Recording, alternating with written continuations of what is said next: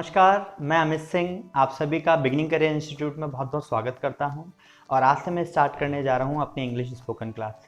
देखिए, इंग्लिश को बोलने के लिए आप लोगों ने बहुत से ट्राई किए होंगे, बहुत सी बुक्स देखी होंगी, बहुत से इंटरनेट पर सर्फिंग की होगी और एक मेन प्रॉब्लम निकल के आती है 90% स्टूडेंट उस इंग्लिश को नहीं समझ पाते, उसे नहीं बोल पाते।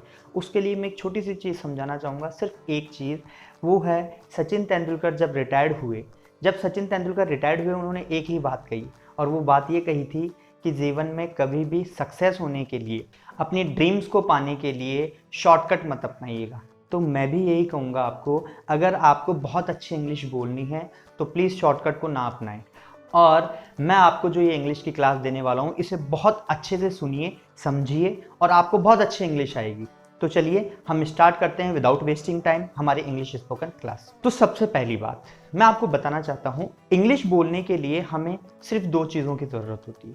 वो दो चीज़ें कौन कौन सी होती है वो मैं आपको बताने जा रहा हूँ। एक एग्जाम्पल मैं आपको समझाता हूँ। सपोज अगर इस बिल्डिंग की बात करें, इस घर की बात करें, जिस घर में मैं रहता हूँ या आप जिस घर में रहते हैं, उसको बनाने के लिए कुछ ना कुछ मटेरियल यूज़ आया है। अगर वो मटेरियल हमारे सामने रख दिया जाता तो क्या हम उस मटेरियल से हम हमारे घर को बना सकते थे? आपका आंसर होगा नहीं, बिकॉज हमारे पास वो तरीका नहीं था। जिस तरीके से ये घर बनाया जाता है वो उस कारीगर के पास ही था। सेम टू सेम इंग्लिश बोलने के लिए भी वो तरीका यानी कि वो फ्रेम हमारे पास नहीं है।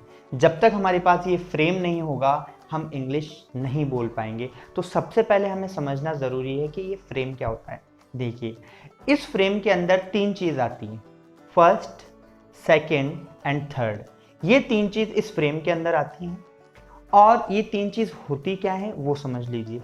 फिर से कह रहा हूँ, इंग्लिश बोलने के लिए दो चीज़ों की ज़रूरत होती है। उसमें सबसे पहली चीज़ आती है फ्रेम और दूसरी क्या होती है वो मैं आपको बाद में बताऊंगा। इस फ्रेम के अंदर तीन चीज़ होती हैं जो मैंने बताया, फर्स्ट, सेकंड, थर्ड। वो तीन चीज़ें क्या क्या होती है देखिए। हिंदी भाषा की बात करें, हिंदी भाषा में एक व्यक्ति होता है जो किसी ना किसी काम को करता है हमेशा, तो वो काम करने वाला व्यक्ति ही हिंदी भाषा में कर्ता कहलाता है। सेम टू सेम इंग्लिश भाषा के अंदर भी, इंग्लिश लैंग्वेज के अंदर भी ये जो फर्स्ट नंबर है ये कहलाता है वो काम करने वाला व्यक्ति, यानी कि उसे क्या कहते हैं समझिएगा। अगर मान लीजिए एक पेंट करने वाला व्यक्ति है, अगर एक पेंट करने वाला व्यक्ति है तो हम उसे क्या कहेंगे? पेंटर। वेरी गुड, आपको पता है। अगर एक पेंट करने वाला व्यक्ति पेंटर है तो एक ड्राइव करने वाला व्यक्ति क्या कहलाएगा? ड्राइवर। पेंट करने वाला पेंटर, ड्राइव करने वाला ड्राइवर। तो सेम टू सेम किसी काम को करना डू कहलाता है। किसी काम को करना डू कहलाता है तो वो काम करने वाला व्यक्ति कौन हुआ? Doer. Same to same painter, driver, doer. तो फ्रेम के अंदर सबसे पहले आता है डूअर।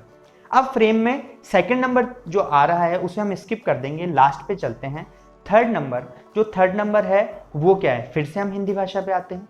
हिंदी भाषा पे हमने समझा था कि कोई काम करने वाला व्यक्ति कर्ता कहलाता है। वही कर्ता किसी ना किसी काम को करता है, यानी उस काम करने की विधि, किसी काम को करने की विधि ही कहलाती है क्रिया। तो अब हम अगर बात करें इंग्लिश भाषा की, तो फर्स्ट नंबर पे अगर डूअर आया तो लास्ट नंबर पे आएगा वो काम जिसे ये डूअर कर रहा है, यानी कि वो क्रिया, और उसी को इंग्लिश में बोलते हैं एक्शन। ठीक है, तो लास्ट में आएगा एक्शन। फर्स्ट नंबर पे डूअर आ गया, लास्ट में एक्शन आ गया, तो बीच में क्या आएगा? अब देखिएगा, ये जो सेकंड नंबर वाली चीज है ये सबसे मोस्ट इंपॉर्टेंट है और ये पूरे इंग्लिश की जान है। पूरे इंग्लिश की जान यही है और ये है एक शब्द, सिर्फ एक वर्ड है ये। और वो वर्ड क्या है? सिर्फ छोटा सा वर्ड है जो समय को बताता है। यानी कि इस फर्स्ट नंबर वाले डूअर ने उस लास्ट नंबर वाले काम को कब किया ये बताता है। एक शब्द है जो समय को बताता है। समय को बोलते हैं टाइम, शब्द को बोलते हैं वर्ड, और ये दोनों मिले तो बन गए टाइम वर्ड। हमारा फ्रेम कंप्लीट हो गया। हमारे फ्रेम में सबसे पहले आएगा डूअर, फिर टाइम वर्ड और फिर एक्शन। याद रख लीजिएगा, डूअर, टाइम वर्ड, एक्शन। ये हमारा फ्रेम कंप्लीट हुआ। इंग्लिश बोलने के लिए दो चीज़ों की ज़रूरत होती है, उसमें सबसे पहली चीज़ होती है फ्रेम। तो दूसरी चीज़ क्या होती है? वो दूसरी चीज़ होते हैं हमारे माइंड में आने वाले विचार। हमारे माइंड में जो विचार हैं उस विचार को हम इस फ्रेम पे लगाएंगे और उसे इंग्लिश में कन्वर्ट करेंगे। कैसे करेंगे अब मैं बताता हूँ। सपोज उसके लिए एक छोटी सी घटना समझेंगे, हमारे माइंड में बहुत सारे विचार आते हैं, उन विचारों में से हम किसी एक विचार को उठा लेंगे और वो विचार भी इस समय का उठा लिया, यानी कि राइट नाउ जस्ट नाउ कोई काम अगर लगातार गति से चल रहा है, राइट नाउ जस्ट नाउ कोई काम लगातार गति से चल रहा है, उसका एक एग्जांपल उठा लेते हैं। For example right now just now मैं कोई ना कोई काम कर रहा हूं और आप भी इस समय कोई ना कोई काम कर रहे हैं, यानी आपके जीवन में और मेरे जीवन में भी, और आपके और मेरे अलावा और जितने लोग हैं जो इस समय किसी काम को कर रहे हैं, उनके जीवन में लगातार गति से कोई ना कोई काम चल रहा है। तो समझिएगा, ऐसे विचार को जब हमने उठाया तो डूअर, टाइम वर्ड और एक्शन। तो सबसे पहले बात करते हैं डूअर। ये डूअर कौन होते हैं? ये डूअर होते हैं काम करने वाले व्यक्ति। अगर मैं मेरी बात करूं तो मैं मेरे लिए फर्स्ट पर्सन हूं, यानी कि मैं हूं आई। अगर मैं आपकी बात करूं तो मैं मेरे लिए फर्स्ट पर्सन हूं, तो आप मेरे लिए कौन से पर्सन हैं? सेकंड पर्सन, यानी कि आप हो गए यू। और मैं आपकी बात और मेरी बात ना करके किसी थर्ड पर्सन की बात करूं जो कि फीमेल है तो वो हो गई शी, और मेल है तो हो गए ही। ऐसे हम सब की बात करें तो वी, कुछ 4-5 लोग हैं उनके लिए बात करें तो दे, और अगर किसी वस्तु की बात करें तो इट। ये सारे डूअर होते हैं। तो he, she, it, I, we, you, they, ये सब क्या है? डूअर। फिर से सुन लीजिए, I, you, he, she, it, they, we, ये सब क्या है? डूअर है। अब बात की जाती है कि ये जितने भी डूअर हैं वो किसी ना किसी काम को कर रहे हैं जिसे हमने कहा एक्शन। अगर मान लीजिए इस समय मेरे द्वारा कोई काम किया जा रहा है राइट नाउ जस्ट नाउ, तो ये टाइम वर्ड बताएगा कि इस डूअर के द्वारा ये काम अभी इस समय राइट नाउ जस्ट नाउ किया जा रहा है। तो उसके लिए 3 टाइम वर्ड होते हैं। किसी भी डूअर की जिंदगी में कोई काम इस समय, इस क्षण, इस घड़ी चल रहा है, उसको बताने के लिए 3 तरीके के टाइम वर्ड होते हैं। Is, am, are. कौन कौन से? Is, am, are. ये बताते हैं कि इस समय घटना चल रही है, यानी कि घटना घटित हो रही है। तो अब हम देखते हैं एक छोटा सा एग्जांपल। मेरे हाथ में एक पानी का ग्लास है, मेरे हाथ में एक पानी का ग्लास है और उस पानी के ग्लास से मैं पानी पी रहा हूं, यानी कि इस समय घटना राइट नाउ जस्ट नाउ घटित हो रही है। तो मेरे माइंड में सबसे पहले, अगर इसे इंग्लिश में कन्वर्ट करना है तो मेरे माइंड में आएगा, मैं इसका बनाऊं विचार। क्योंकि सबसे पहले 2 चीज जरूरी है, एक है फ्रेम, दूसरा है विचार। फ्रेम मेरे पास हो गया क्योंकि मुझे पता लग गया फ्रेम के अंदर होता है डूअर, टाइम वर्ड, एक्शन। ये तीनों चीज आ गई। अब मैं मेरे विचार को बना लेता हूं तो मुझे पता लग जाता है, सबसे पहले आता है डूअर। यहाँ पे काम करने वाला व्यक्ति कौन है? मैं स्वयं, खुद, यानी मैं हूं मेरे लिए फर्स्ट पर्सन, और फर्स्ट पर्सन ही कहलाता है आई। आई के साथ में इज, एम, आर में से कौन सा आएगा ये आपको पता है, नहीं भी पता है तो मैं बता देता हूं। आई के साथ आता है एम, आई, एम, और लास्ट में आएगा एक्शन।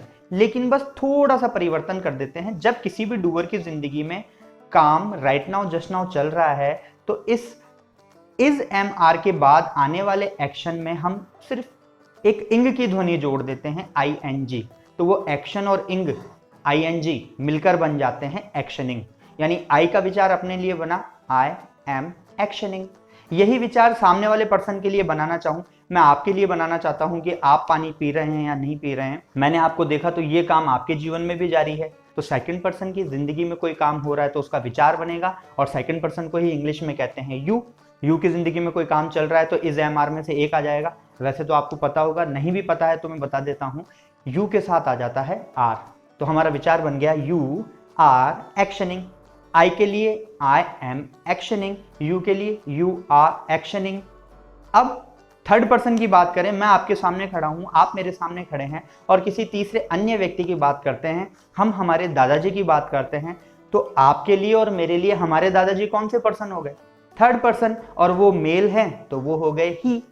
और ही की जिंदगी में इस समय कोई काम चल रहा है, मान लीजिए वो अखबार पढ़ रहे हैं, तो विचार बनेगा ही इज एक्शनिंग। क्यों? क्योंकि ही थर्ड पर्सन है और थर्ड पर्सन की जिंदगी में राइट नाउ जस्ट नाउ कोई काम चल रहा है, तो हम कहेंगे इज, एम, आर में से कौन सा टाइम वर्ड आएगा। और आपको पता है, फिर भी नहीं पता तो मैं बता देता हूं, ही के साथ आता है इज। तो विचार बन गया ही इज एक्शनिंग। यू के लिए बन गया यू आर एक्शनिंग, आई के लिए बन गया आई एम एक्शनिंग, ही के लिए बन गया ही इज एक्शनिंग। शी, यानी कि अगर दादी जी की बात की जाए, सिस्टर की बात की जाए, मम्मा की बात की जाए, गर्ल की बात की जाए, वो है फेमिनाइन जेंडर, तो उनके लिए अगर हम बात करें तो उनके लिए हम लगाते हैं थर्ड पर्सन शी। और शी के द्वारा कोई काम किया जा रहा है सब, यानी कि अगर हमारी मदर घर के अंदर खाना बना रही हैं तो राइट नाउ जस्ट नाउ उनके द्वारा कोई ना कोई काम किया जा रहा है। तो हमारा विचार बनेगा, फ्रेम के ऊपर लगाएंगे तो विचार कैसे बनेगा, शी के द्वारा कोई काम किया जा रहा है तो विचार बनेगा शी इज एक्शनिंग। शी के साथ भी इजी आएगा जैसे ही के साथ आया। तो हर बार हमें सिर्फ विचार बनाना सीखना है। सबसे पहले ये समझना जरूरी है हमें कि ये फ्रेम क्या होता है और विचार क्या होता है। फ्रेम और विचार आपको पता लग गया तो आप हर क्वेश्चन कर सकते हैं। अब छोटी सी चीज, आपको फ्रेम पता लग गया कि is am are time word है, ये सब डूअर है और ये हमारा एक्शनिंग है। बस एक गलती हो रही है बार बार कि हर सिचुएशन में मैं एक्शन को एक्शनिंग बोल रहा हूं क्योंकि काम राइट नाउ जस्ट नाउ चल रहा है, लेकिन उस एक्शन के बारे में नहीं बता रहा कि पानी पीने को क्या कहते हैं, अखबार पढ़ने को क्या कहते हैं, खेलने को क्या कहते हैं। मैं तो हर बार एक्शनिंग जोड़ देता हूं। इसके लिए एक छोटा सा काम करना है। सिर्फ हमने हमारे माइंड में एक सज्जन पुरुष रखे हैं, जैसे ही हमारे माइंड में विचार बनेगा वो सज्जन पुरुष हमारे सामने प्रकट हो जाएंगे और वो हमसे पूछ लेंगे कि आपको कौन सा एक्शन नहीं आ रहा, और वो हमें एक्शन बता के चले जाएंगे। जैसे कि अगर मैं आपसे कहना चाहता था कि मैं पानी पी रहा हूं तो मेरा स्वयं के लिए विचार बनेगा आई एम एक्शनिंग। जैसे ही एक्शनिंग आया वो सज्जन पुरुष मेरे माइंड में प्रकट हुए और उन्होंने कहा एक्शनिंग क्यों बोल रहे हो, आप इन्हें जवाब सही क्यों नहीं दे रहे। तो मैंने उनसे कहा कि मुझे ये नहीं पता इस पानी पीने को क्या कहते हैं। तो उन्होंने कहा पानी पीने को इंग्लिश ड्रिंक कहते हैं, ड्रिंक, DRINK, ड्रिंक। लेकिन बेटर इंग्लिश बोलने के लिए आप ड्रिंक की बजाय टेक वर्ड यूज लेंगे तो बहुत अच्छा लगेगा। टेक का मतलब होता है ग्रहण करना। नॉर्मली अगर आप ड्रिंक कहेंगे तो गलत नहीं है, लेकिन खाना यानी कि भोजन को ग्रहण करने के लिए हम ईट वर्ड यूज लेते हैं और पानी पीने के लिए ड्रिंक वर्ड यूज लेते हैं। सेम टू सेम अगर आप खाने के लिए और पीने के लिए दोनों के लिए ईट की बजाय और ड्रिंक की बजाय टेक वर्ड यूज लेंगे तो बहुत अच्छा लगेगा। तो बहुत छोटा सा टॉपिक है, सिर्फ आज के टॉपिक में आपको ये समझना है कि विचार कैसे बनता है और उसको फ्रेम पे कैसे लगाया जाता है। अगर ये दोनों चीजें आपको आ गई तो आने वाली एक्सरसाइज बहुत आराम से कर सकते हैं। सिर्फ हमें समझना है हमारा विचार कैसे बनेगा और उसे हम फ्रेम पे कैसे लगाएंगे। तो आज हमने इन चीजों के बारे में समझा और इन्हें बहुत अच्छे से समझिएगा। फिर भी कोई प्रॉब्लम हो तो आप बिगनिंग ऐप के चैट सेशन में मुझसे पूछ सकते हैं और उसका आंसर आपको मिल जाएगा। और प्लीज़ इस वीडियो को ज़्यादा से ज़्यादा शेयर कीजिएगा ताकि जो लोग इंग्लिश से रिलेटेड प्रॉब्लम फेस करते हैं, उन्हें लगता है इंग्लिश नहीं आ सकती, उनके लिए बहुत हेल्पफुल होगा। So from my side I have completed. Nice meeting you. Thank you so much.